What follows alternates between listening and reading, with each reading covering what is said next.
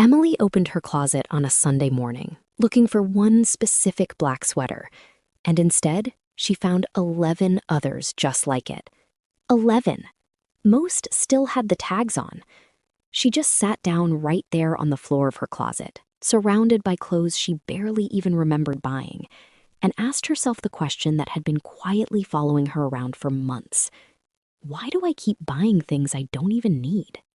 And look, she wasn't broke. She wasn't reckless with money in any obvious way.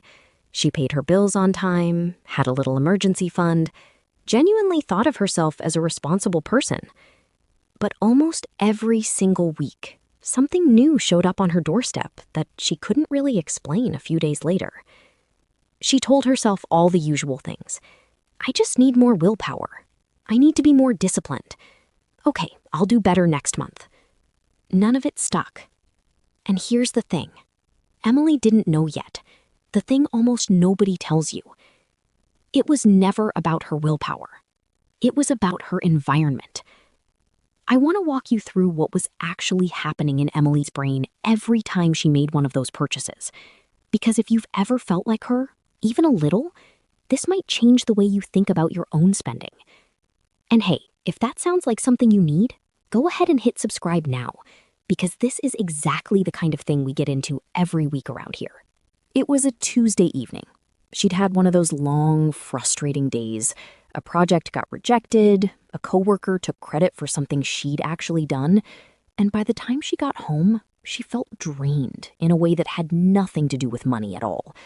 She sat on her couch, opened her phone just to relax for a second, and within 4 scrolls, an ad popped up for a sweater almost identical to 3 she already owned. She bought it in under 30 seconds.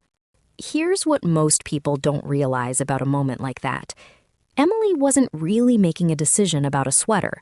Her brain was making a decision about her mood. There's actually research on this. A huge chunk of unplanned purchases aren't triggered by need at all. They're triggered by an emotional state.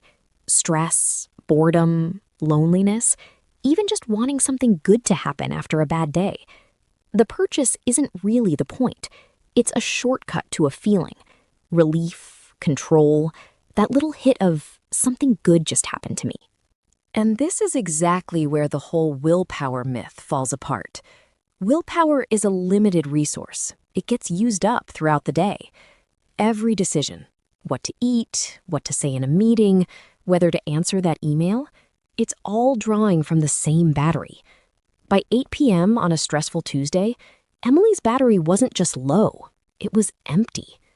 Telling someone in that state to just use more willpower is kind of like telling someone who hasn't slept in 2 days to just try harder to stay awake.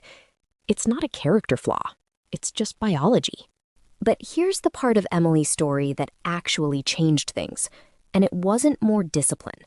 It was noticing her environment.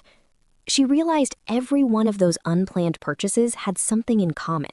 She was scrolling on her phone with one-tap checkout, saved card info, an algorithm literally designed by very well-paid teams to catch her at exactly her most tired, most vulnerable moment. She wasn't losing some fair fight. She was losing a fight that had been rigged against her from the start. So she didn't try to become a completely different person overnight. She changed 3 small things about her environment instead. And this is really the part I want you to walk away with. First, she removed her saved payment info from every shopping app on her phone. Not the apps themselves, just the one-tap checkout. That added maybe 30 seconds of friction, having to grab her card and top the numbers in manually. And that 30 seconds turned out to be everything. Because impulse decisions thrive on speed. The second you add even a small delay, your brain finally gets a chance to catch up with itself. Second, she made what she started calling her 24-hour shelf. Anything she wanted that wasn't a real need went into a note on her phone instead of straight into her cart. She'd revisit it a full day later. And here's the number that actually surprised her. When she tracked it, around 70% of the stuff on that list she didn't even want anymore after just 1 day. The urge had just been the emotional moment talking, not an actual desire for the thing.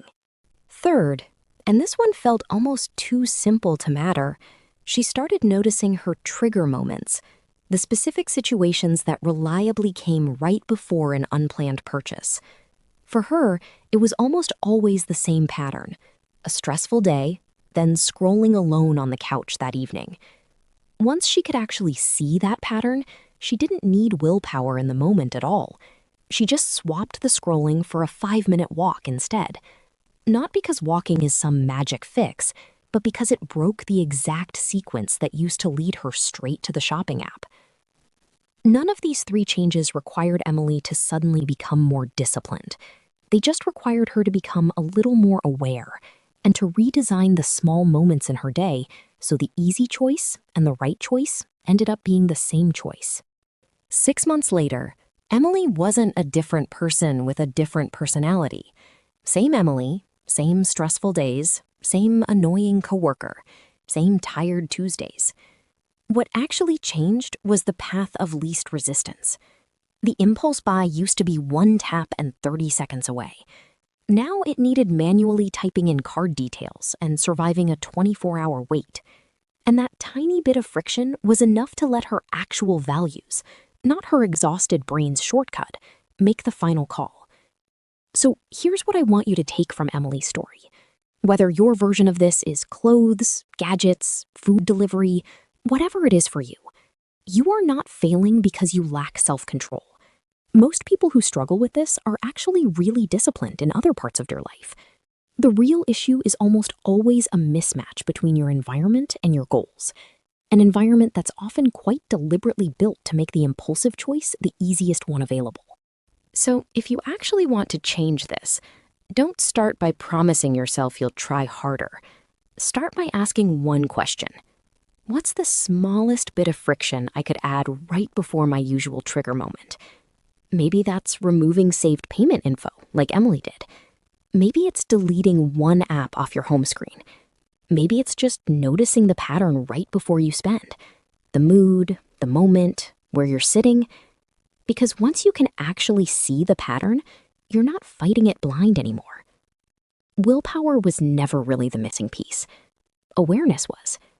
And once you have that, small, boring, unglamorous changes to your environment will do more for your money than any amount of guilt or self-discipline ever could. If this helped you see your own spending a little differently, go ahead and hit subscribe, because we're just getting started with these kinds of breakdowns. And I'm genuinely curious, what's your version of Emily's closet? The thing you keep buying that deep down you know you don't actually need? Tell me in the comments, because naming the pattern is usually the first real step to changing it.